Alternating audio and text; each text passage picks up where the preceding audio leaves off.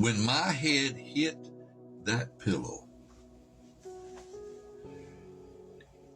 as sure as Jesus is Lord, as sure as Jesus is the Christ, the true Messiah, the Son of the living God, who loved us and gave himself for us and died for our sins' punishment so we could be exempt from that punishment. Then 3 days later, God raised him from the dead, and as sure as Jesus is seated at the right hand of the Majesty on high, what I'm going to tell you literally happened. I can't tell you exactly how it happened, but I can tell you what happened. In that frustration and depression, crying out to God, when my head hit that pillow, somehow, some way, God or Jesus, they took something and they poured it. This is the best way I know to explain it. It's like they poured it out and it went through the top of my head, oozed through my head, face, esophagus, my physical heart, and it landed in my belly. And folks, when I tell you this was the most refreshing joy this side of glory, I have tasted measures of joy as I have shared in my testimony with you. But this was a baptism of the joy of the Lord. This was a partaking of the oil of his gladness. I didn't know you could this side of glory, especially when you're so undeserving. But you know, God is easily touched with the feelings of our infirmities. And when people were sick, he healed them. Well, you can be sick in your joy, and God can bring forth a healing or restoration or a blessing.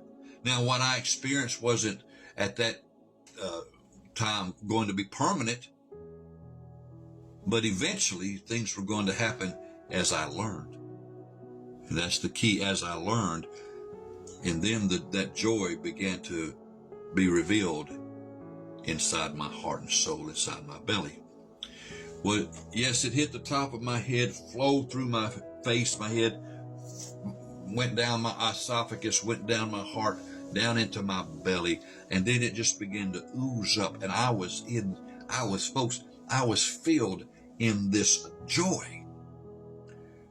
I mean, my whole being was permeated with it. But in my heart and soul, my belly and heart, that's where it's like was the headquarters of it, so to speak, where it began to launch, and I just felt it everywhere. And I jumped up off that bed and I said, God, please don't let it stop.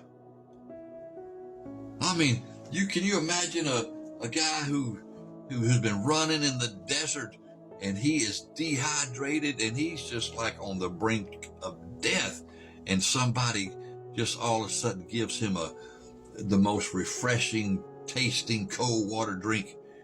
You know, can you imagine how delicious and refreshing that would be to him? Well, it was kind of like that. I was spiritually dry, but suddenly I've got a river flowing in me of a living water and of joy of the Lord, and it was most delicious. And I said, God, please don't let it stop. And I didn't know what to do. I just knew I was in high joy. My joy was full. My joy was high joy. And it was an act of God's grace just reacting to the tears of my heart. God is rich in mercy.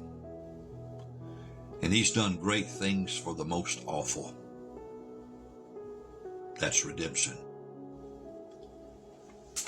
So I stand up. I didn't know what to do, but I'm high as a kite in this joy. I'll tell you, it was better than any high I ever had smoking weed. This was delicious, full of glory. It was divine. And somehow in our room, and I don't remember how, maybe I went and bought it someday, I don't know. Or it was given to me, I don't remember. But there was a Jimmy Swaggart album. This was 1980. I would say it was 81. Yeah, it was in 81. And and the name of that album was Homeward Bound. Oh, how that album means a whole lot to me. I put that album on our little stereo in our room, and you know, my roommates, I think he was on vacation at the time, so I had the room to myself, and I did, in that joy, basking in his presence. I mean, this is so delicious. What a refreshment it was to me, a refreshing, and I sang those songs with Jimmy the best I could. And that joy experience, that joy high lasted somewhere around an hour. And then it slowly subsided. Now, folks, it didn't rid me of my problems. It did not rid me of future depressions. It did not rid me of, things that I wished I still was not partaking of. But I knew God had heard me. And I knew since I was 4 years old, Jesus was the answer. But I was not connecting quite like I should. What did Paul say? If you be risen with Christ, then set your affections on things above. So you have to do that. I had never done that. I still had them on football, baseball, worldly things, and, I went to church just to kind of do my duty as a churchgoer, but my heart was not there. But my heart now had been so broken, I'm desperate. I'm looking for answers. And I knew God was it, but I didn't know exactly how to make the right connection. So time went on. I'm working at the chapel, and I'm on duty one evening, Saturday or Sunday evening, and there's a black Pentecostal service going on in the evening at the chapel. And I was looking through the back inside to that congregation, through the double windows that was in the doors, and they were testifying of the good things of God and what God has done for them in their life, and they were rejoicing with joy and praising Jesus. And see, I'm back in that depression. Now, I've had some joy experiences, but I was back in that depression. And I cried, and I said, God, why can't I have joy like them permanently? Why can't I rejoice like them? Why is all this yuck on the inside of me? And I don't understand it. And I'm bawling. And about that time, a young man came through the front doors of the foyer, and he looked at me and he said, man, how you doing? Well, I got tears in my eyes, I'm thinking, oh, Lord. And I kind of looked up at him. I said, well, not too bad. And he looked at me and said, not too bad. I said, yeah, not too bad.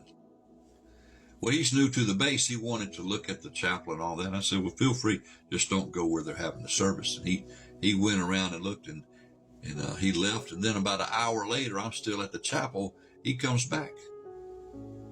And he has a cassette tape in his hands. And he said, Dino, when I left here, the Lord told me to get you this tape, and he told me to tell you that you need to listen to this tape till you get it. For you, it's something very important you need to know.